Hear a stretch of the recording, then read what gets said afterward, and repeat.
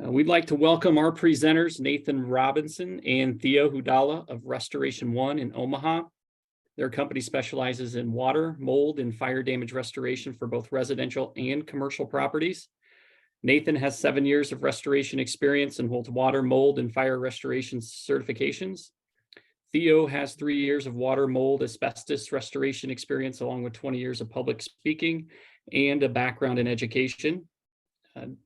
During this hour of continuing education, agents will learn how to identify types of fire damage in odor situations, proper inspection and removal procedures, proper tools and equipment, and how to ensure health and safety of all involved. Without further ado, we will hand it off to Nathan and Theo to begin their presentation. Well, hey guys, can everybody hear me well? Good. Well, as Kelly said, I'm Theo Hudala with Restoration One of Omaha, and we actually have a small office remodel going on that kind of dominated a bunch of things, and Nathan's unavailable. So you'll get me, but I think we'll still have a great experience. And we're gonna really go through a few different things and give you a chance to ask questions and learn about fire damage and some of the ins and outs of how that works. And I'm gonna share my screen real quick.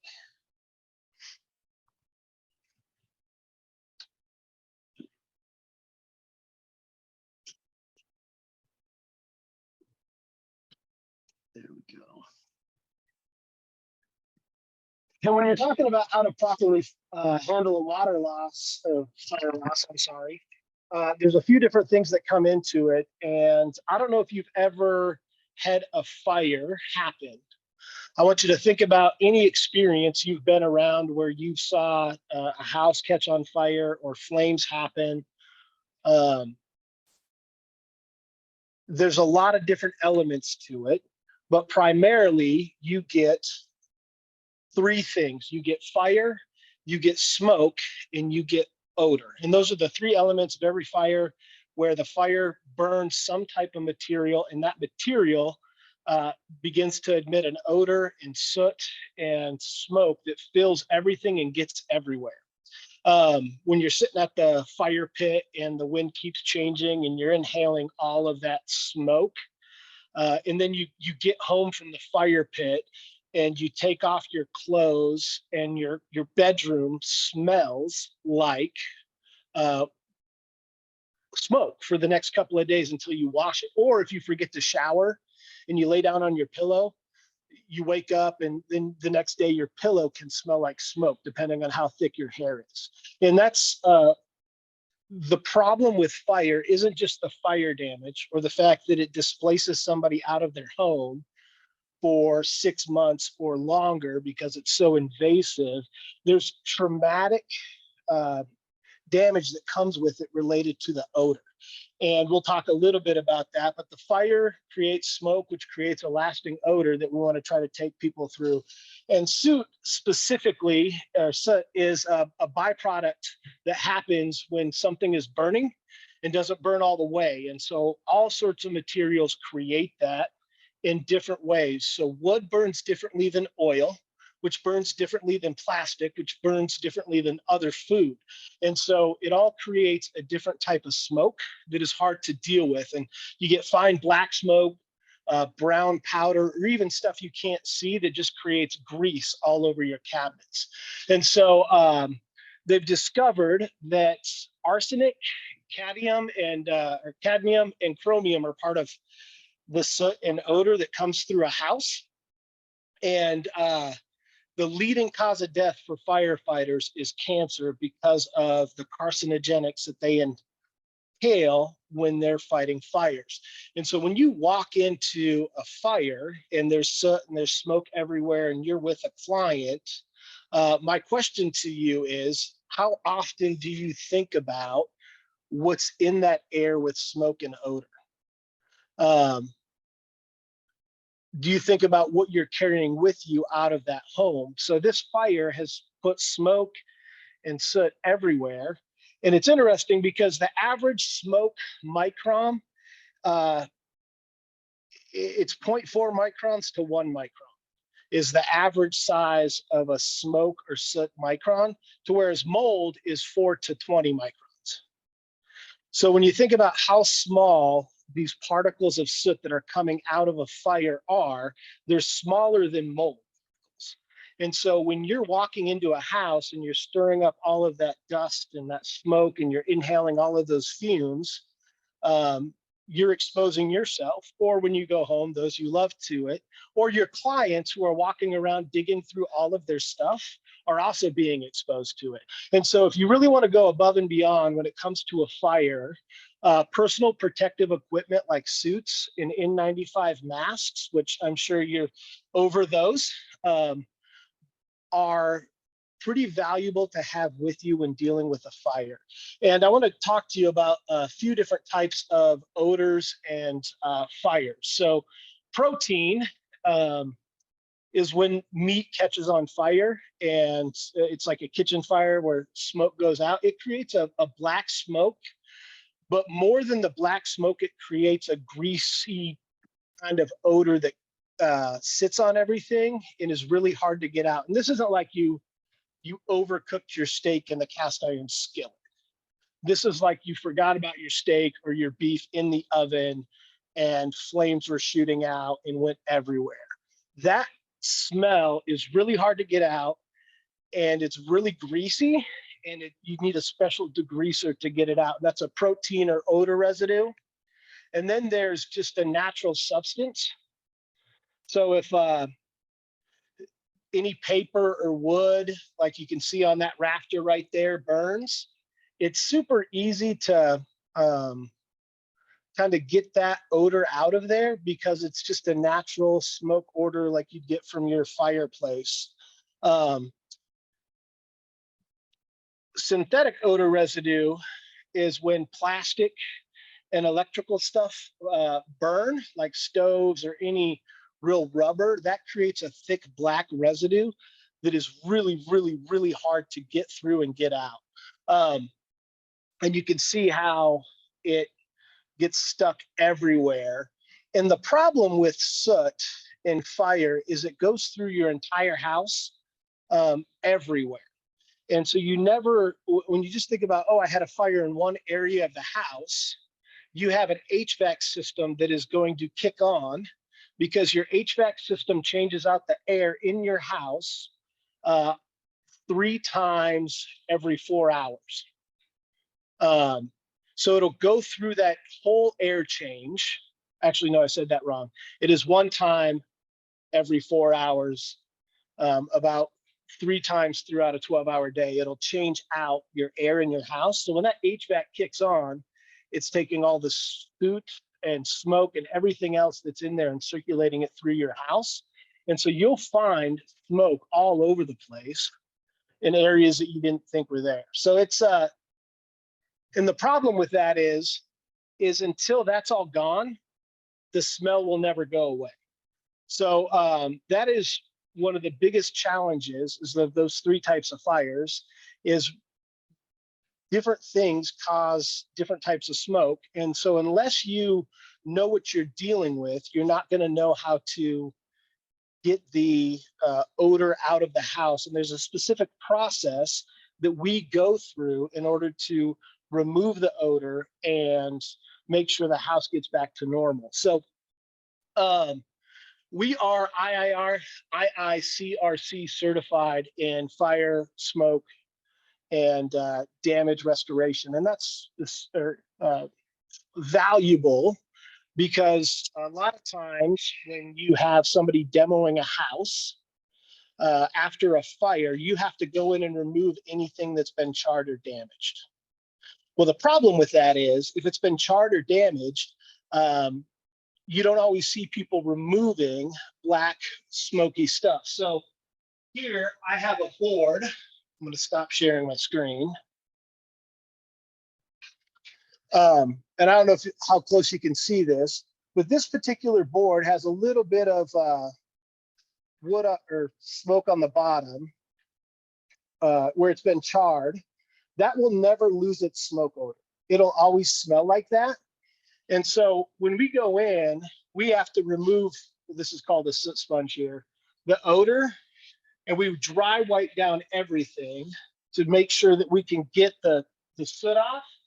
Because until we get the soot off, the odor is still going to be there. But if anything is left that's charred, it's still going to smell like smoke. And so then we have to do wet cleans and cut things out and remove stuff. So there is a process that we have to go through in all of this to get the odor and smoke out. So it's nice when you have somebody that actually knows what they're doing. I have a close friend of mine who runs a damage restoration company, and he does demo all the time. And he'll post pictures of himself, and I'm sharing my screen with the other stuff up there. But he'll post pictures all the time of fire damage stuff he's working on, and there's always black stuff in the rafters. And so it's always important to have a certified company that knows what they're doing, that is trained, that has gone through the process and understands it. We were called to a fire job the other day, and we get there, and another company had been on site, and this apartment complex called us in. And fires in an apartment complex are awful, especially when they're upstairs, because water just runs down through everything. So everything's wet. So not only do you have smoke and water and all the soot and everything, but you can't really do a whole lot. You got to dry it out and prevent mold. So this other company put fans all throughout one of the affected apartments and ended up blowing smoke and soot into the rest of the apartment complex area. And so it costed another $17,000 to clean that soot and odor out of those other rooms. And so it's important you have somebody that knows what they're doing when they come in to do this type of stuff. And there's emergency services that go along with a fire. So when a company comes, they will come up, they will board up everything, they will remove any debris, and then they'll start winterizing to prevent different things that are happening. And so a great example of this is we were called to a fire the other week. One part of the duplex had burned down, but the other part was unaffected because of the fire safety stuff. Well, in the wall in between the two units, there were pipes. And it took us several months to get out there. Like they didn't call us until later, but they had a company try to demo everything, and they left these pipes exposed. And so the old lady in the unaffected unit, her pipes froze and flooded her house because when they removed any fire damage stuff, they didn't properly weatherize the rest of the building. And so you have to know what you're doing, and you have to control the different elements that are going around you with the fire, from boarding stuff up, getting dangerous debris out of it, and then controlling the elements around the house. And so whether it's tarping off a roof or packing stuff out and trying to emergency deodorize different things to save it. So there's a lot that goes into a fire. And I think they did just put a question up. So if you ran off, you might want to run back pretty quickly. So when we get on site, one of the first things we want to do is make sure there's power, and to identify, do we have enough power to properly handle everything that's happening at the unit, to remove things, to cut stuff out, to power our equipment that we're going to talk about here in a little bit, and to start cleaning. If water was on site, we have to move stuff out and take care of it. And so there's always a lot of things that go into these. And what is going on? Is my screen still sharing? Yes, it is. Okay, perfect.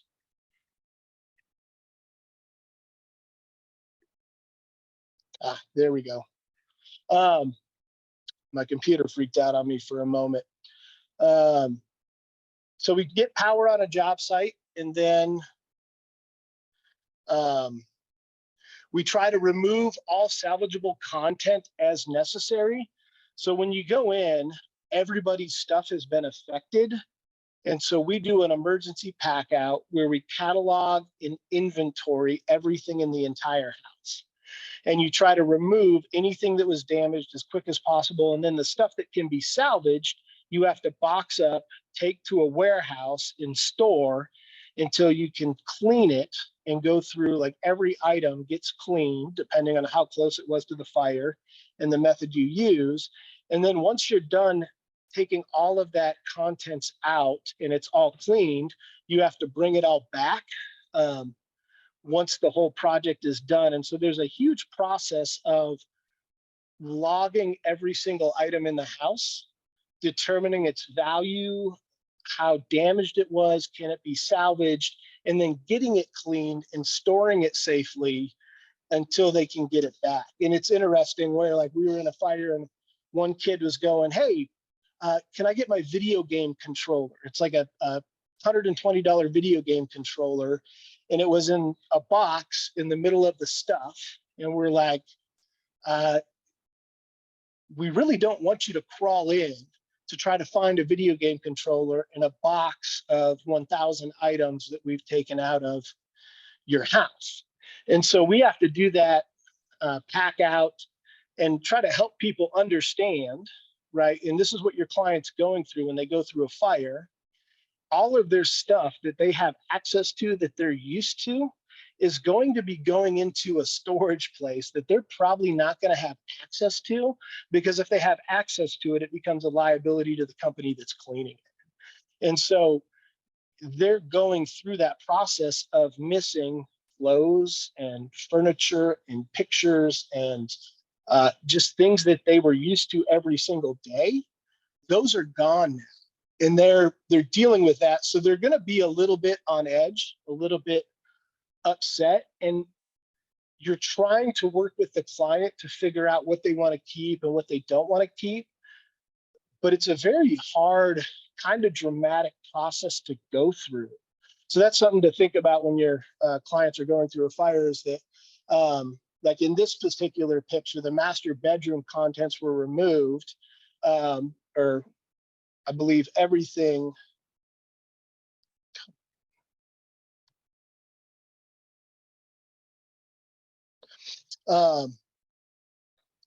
So we removed everything except for what the homeowner had requested, and that's because this stuff wasn't salvageable.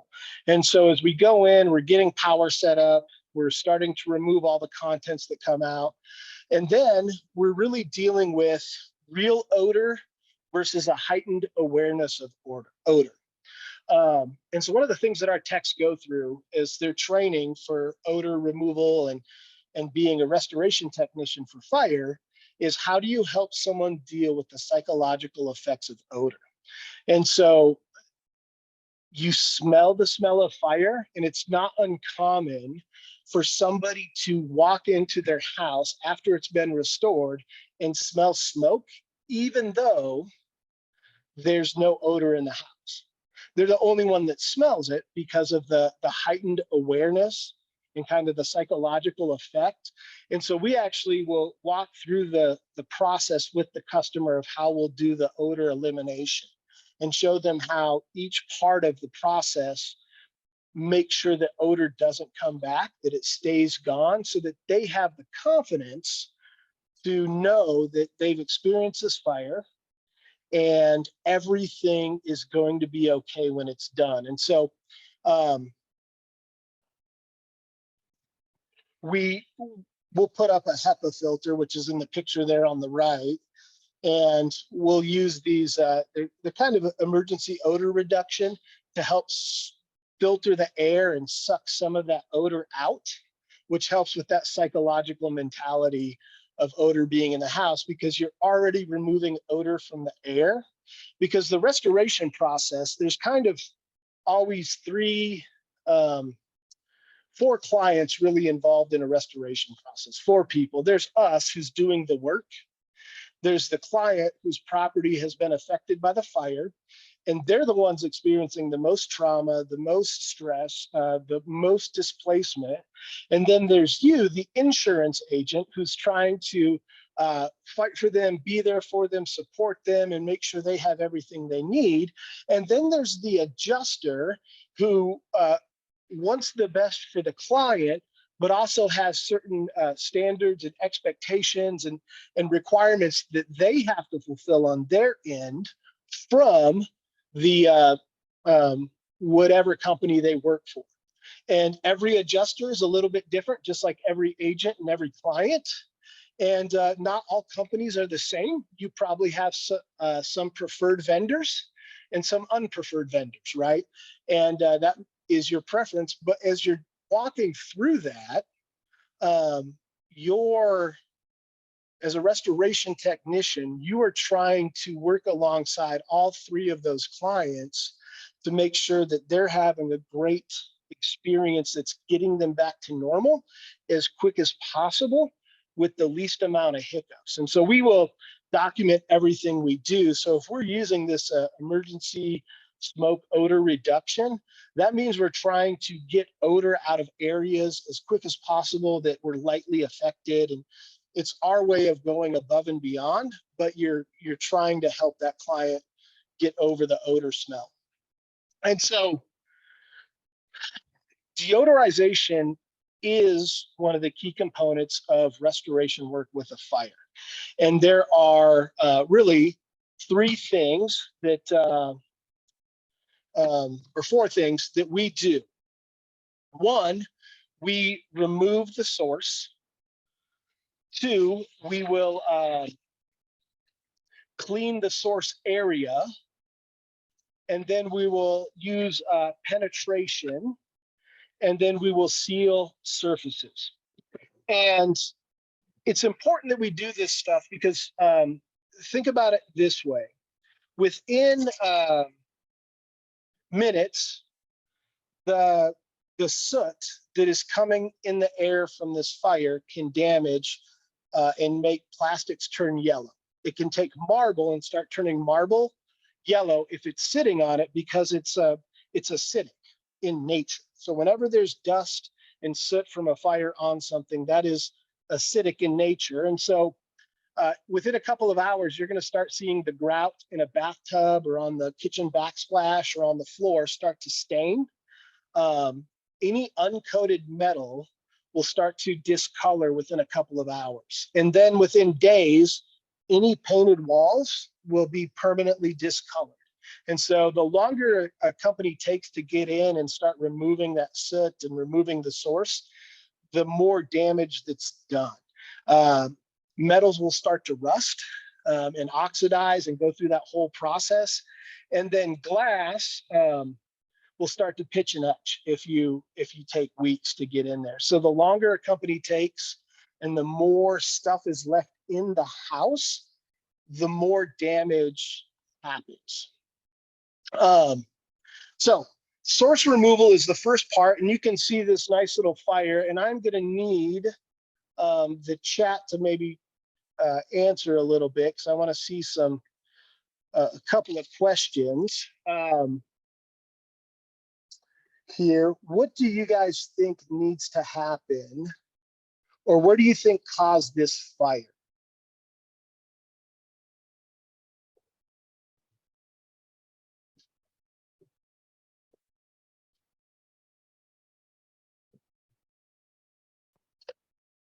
Kelly says space heater.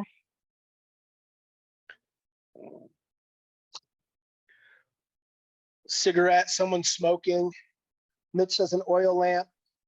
Rebecca says fireplace. She would be correct. Yep. That fireplace had a puff back, which happens when too much smoke and heat goes up the flue at one time, and then it pumps back out.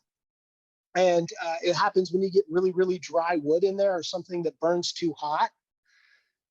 So here's the question. How do you start removing or the source of the fire damage? Like what needs to happen in here? Where would you start? Somebody give me an answer.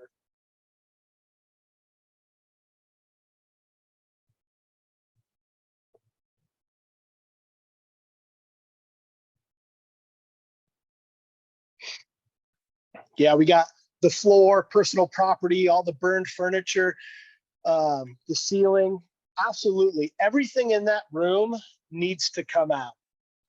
And that's all going in the dumpster. There is nothing in there that's really salvageable.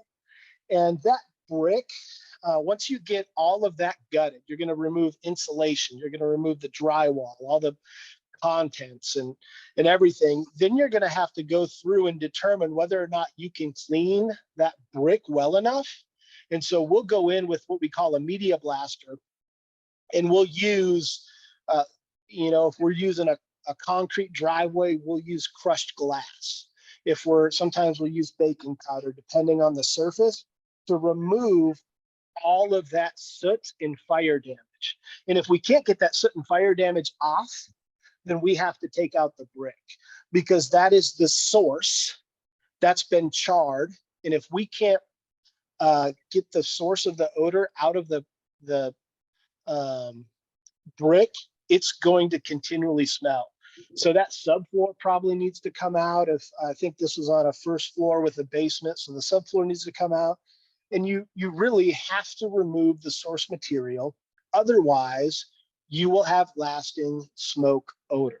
That is the way it goes. And if you are ever at a fire job and you're working with a contractor and there's something charred or something that's black sitting there, know that that is not going to be odor free.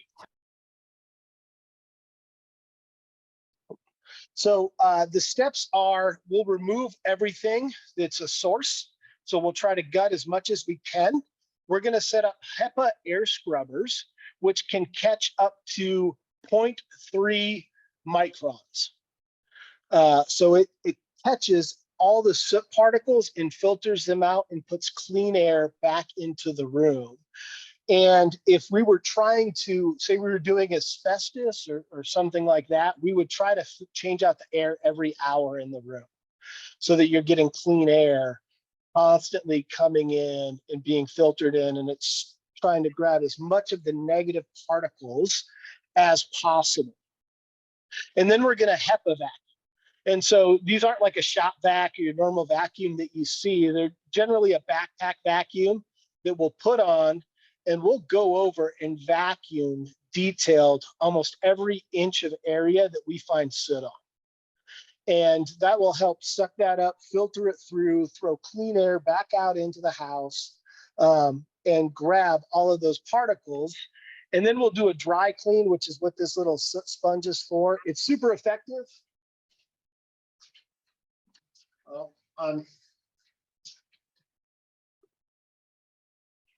It's super effective for stuff like this, because you can see that there's soot and odor on it, and it can wipe a lot of that off unless it's been on there for a long time. And then you got to go into what we do is the wet clean. And the wet clean is really when we will use, I'm going to switch cameras here real quick.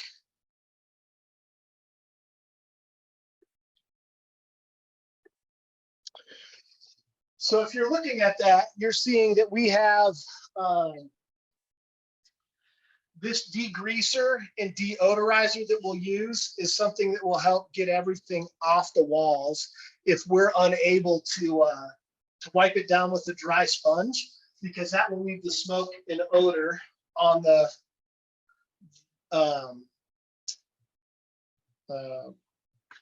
wall. So unless we use something that's wet and then sucks off the air. We will also use one of these things, which is called it's a thermal fogger. So once we've done a wet wipe and wiped everything down with a deodorizer, we'll spray this thermal fogger. And what it does is it creates heat that heats up everything in the room and puts air or warm air on the surfaces. And that warm air will actually recreate what it's like when there's a fire. And when it does that, that allows us to actually warm up the surfaces so that you're able to, then we have what we call ozone and hydroxyl, which I'll show you some of that here in a moment. So it's really about removing the source, cleaning the air, vacuuming up the particles, doing any demo and getting everything out of there, wiping down every surface that we think has been affected. And then if it needs it, doing a wet clean. The thermal fogging helps get the odor out of it, and then doing an ozone or hydroxyl. And sometimes we'll even do an encapsulate where we'll seal odor in. And this is kind of the picture of the HEPA scrubber, which you've probably seen those before, that cleans the air. And that's the HEPA vacuuming. Notice the guys are in some types of suits trying to protect themselves. And then that's the dry clean where we'll wipe down every single surface. The wet clean is also for those hard surfaces that you can't really penetrate easily. And then the thermal fogging, which is what it looks like when they're just going to blow that stuff all throughout the house. And here's why this is important. When organic materials, which wood, which your house is built out of, and drywall, get warm and cold, they expand and contract, and they release moisture into the air based off from the heat level in them. Fire heats up the house, right? It's hot. So all that wood expands. Everything in that house is expanding, expanding, expanding. And then it flash cold through all the water that comes in. And it then encapsulates and holds in all of the smoke odor inside the house. So that's why the thermal fogging helps heat up to let that moisture out. Because what you'll have is you'll have people when, and I don't know if you've ever felt like, oh, I smell smoke every once in a while. And it's usually when it moves from cold to hot, when the seasons change, the wood and the drywall is heating up, and it releases some of that odor into the atmosphere and into the house, which then, and you just, unless you recreate that, you're often not going to get rid of that smell. And so that's why it's important to have somebody that has access to the right tools, the right resources, and the right stuff. And then we use what we call a hydroxyl generator, and I'll show you one here in a moment, or an ozone machine to remove odors. Most of you have probably heard of an ozone machine before, where it creates an ozone layer inside of the house. So it's and it's extremely toxic. Like if you walk into a house that's running an ozone machine to create an ozone layer and neutralize all the smell, it kills plants. It can kill you. In fact, I had an insurance agent call me the other day. He said, "Hey man, I just moved back into my old office. The old tenant moved out. They used to smoke a lot, man. Can I borrow your ozone machine?" And I'm like, maybe, let me, and so I started asking him some questions. And I said, well, do you have a drop ceiling? Oh yeah, I have a drop ceiling. Well, I went through like all the odor stuff I needed to go through, but I said, do you have a drop ceiling? And he said, yes. I said, well, is it open into the other bays? And he goes, oh, yeah, I think there's space between the other bays where you can go up and over. And I said, you realize, and then there were apartments above it that shared an HVAC system. And I was like, you realize if you turn on that ozone system, you're going to create that ozone environment in the entire house. And it does an effective job in the entire building. And so you would have could have killed the people in the apartment up above it. You're going to create an ozone environment that's effective at removing odors, but is dangerous to life. And so that's where the hydroxyl generator is nice, is that it creates, you take this, there's a bucket back here that I'll show you here in a moment. So I'm going to stop sharing and switch screens again. This hydroxyl generator back here, you can run it around plants and animals in a way that won't harm anyone. And so it's kind of cool because it's no little light show.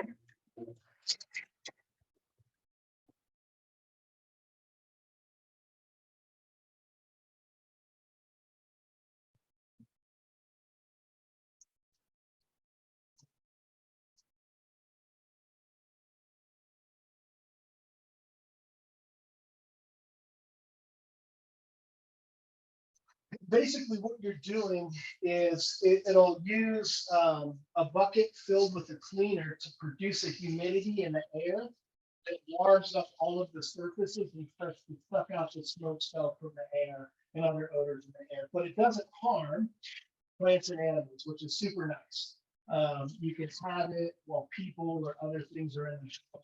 And so that's a little bit of it. But the biggest thing that I would say for you is you're looking at a fire. Going back to those three things, there's fire, there is smoke, and there's odor.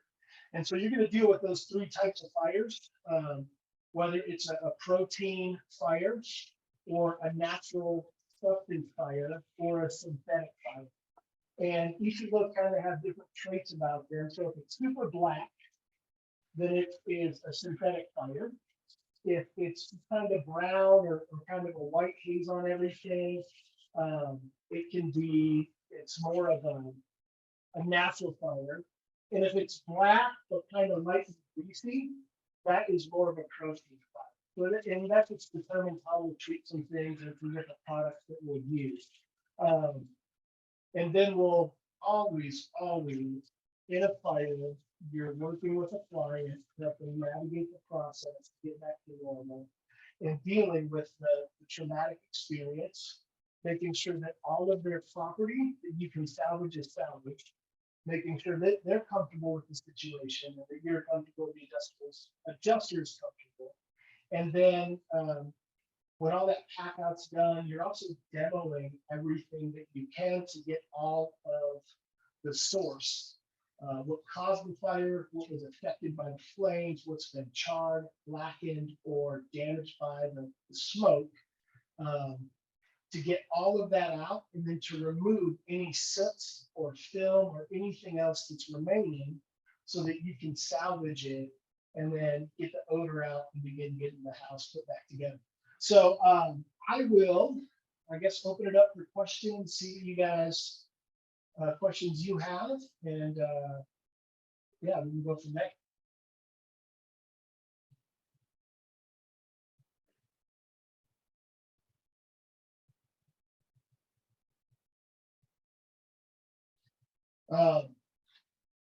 I don't, Kelly, do we normally do a Q&A and have those people type in if they have any questions?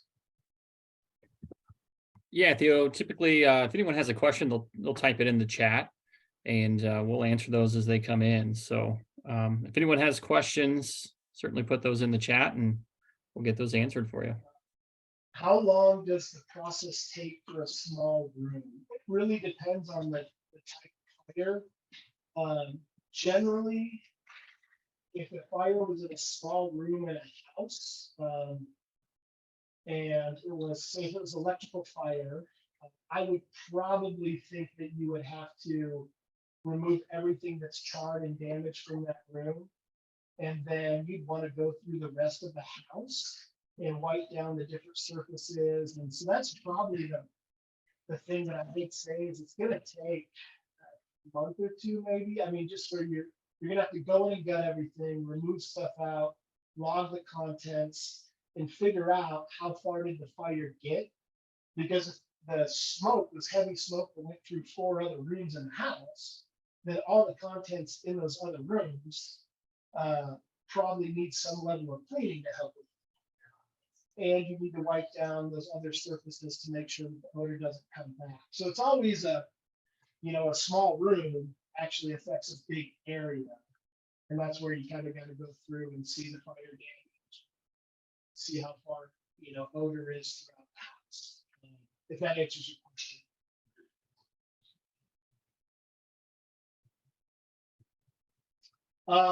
Renee says, how long would it take to get that back up and in order?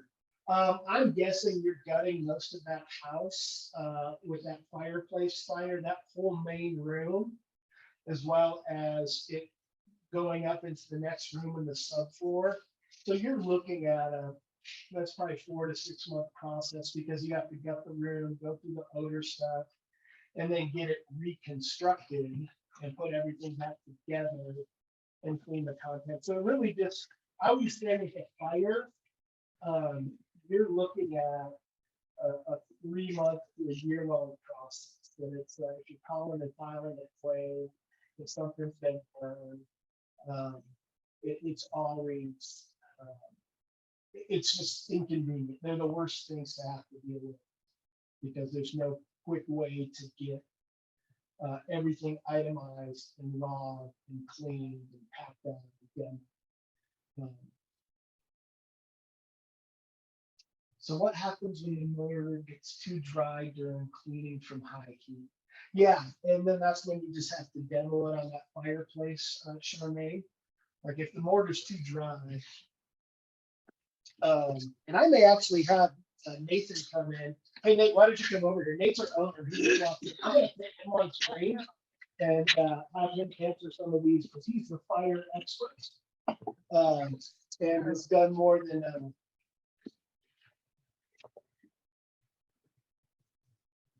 hello, everyone. So what are we asking?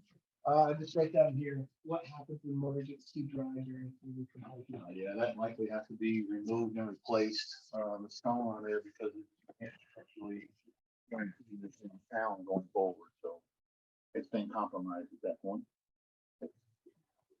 Sorry.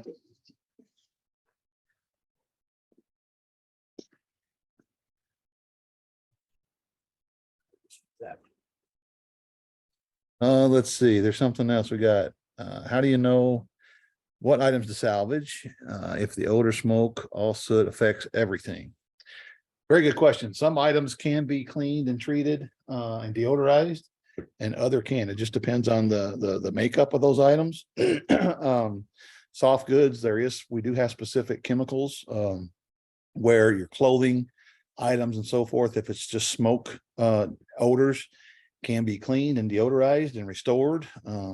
Some of your smaller hard surface items, your dishes, ornaments, knickknacks, things like that. We actually have a ultrasonic cleaning machine that's designed for that as well. It creates little bubbles and little bitty tiny molecules with the chemical, and it goes in and cleans every little inch of those hard products. So it's a matter of going through an inventory and then sorting based on the material they're made out of, the amount of damage they have, and then determining what can and cannot be salvaged. So you have a non-salvage list and a salvageable list, and the salvageable items then get treated and cleaned accordingly. And it also depends on the type of fire that is involved in. Everything goes back to what type of fire it was caused through. So if it's electrical fire or protein fire, what the cause of it was also affects what can and can't be restored.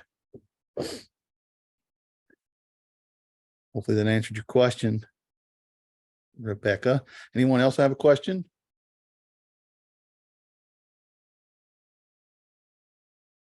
Okay. Well, I heard when Theo was answering some of the questions, he was talking about, there was questions about a small room and so forth. I just wanted to touch on that a little bit.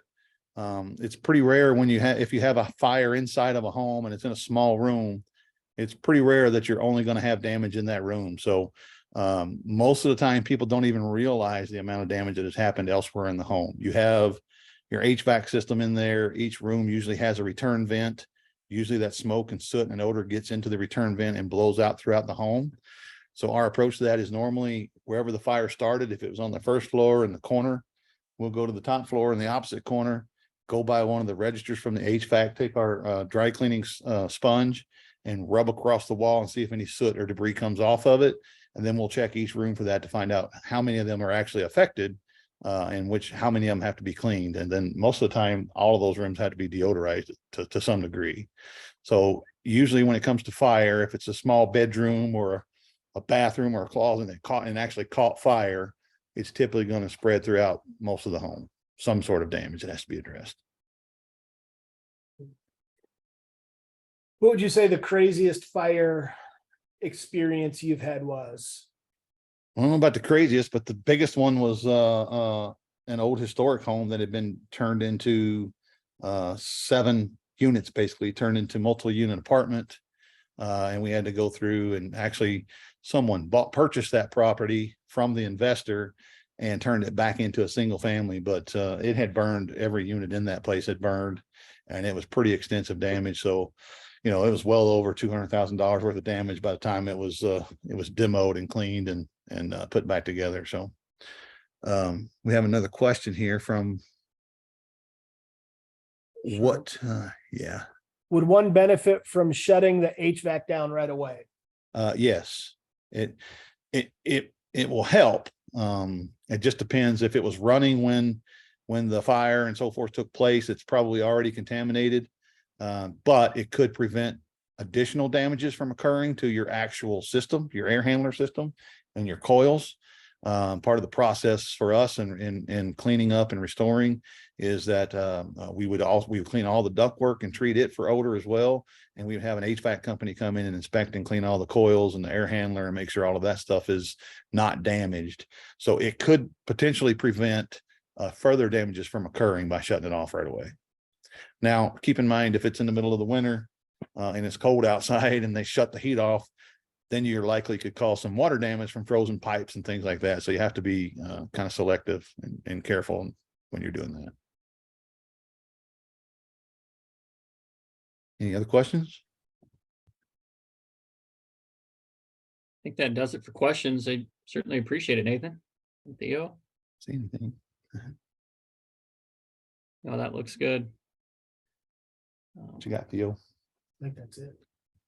All right, I'm gonna hand it back over to Theo. If there's no further questions, thanks, guys. Yeah, so there's a whole lot that goes into a fire, and thank you for bearing with us. This is my first online presentation of this type, so I've seeing if I can get all the camera and setup working right. Yeah, so yeah, if you ever have any questions about a fire, we'd love to answer those, whether it's a phone call or email, any of those types of things. We're glad to help out and consult. If you think your office would benefit from anything like this, we would love to come and bring in a lunch and talk further and just try to get to know the rest of your team, because I know you guys all work with kind of different teams. And it's a great chance to get to meet people in person, and then also get to see a little bit of the equipment in person and experience it hands-on. So. Awesome. Thanks, Theo. Hey, Jocelyn, if you want to make the final announcement there, I Sure.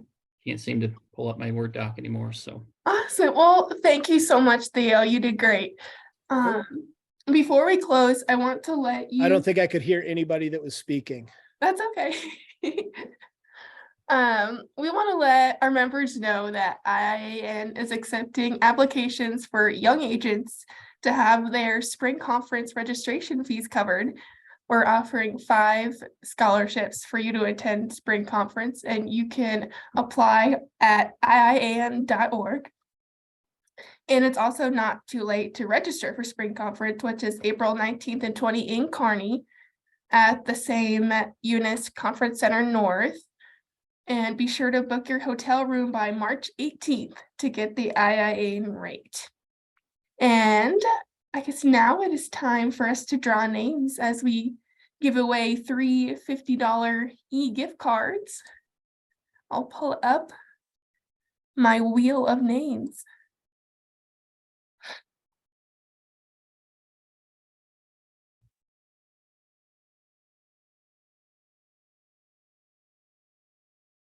So here we go.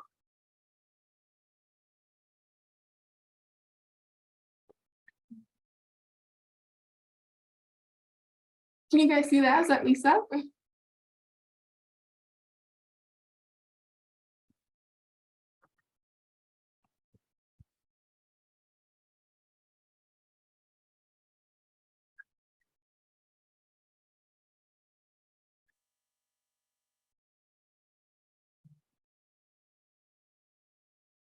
Okay. Another one.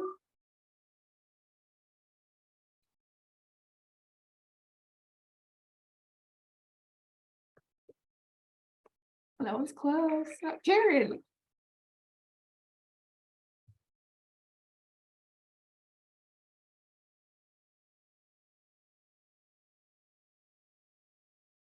All right, and one more.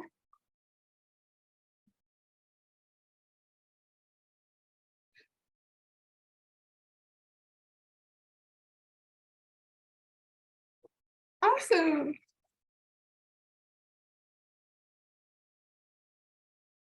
Cool. Well, I will reach out to you three afterwards.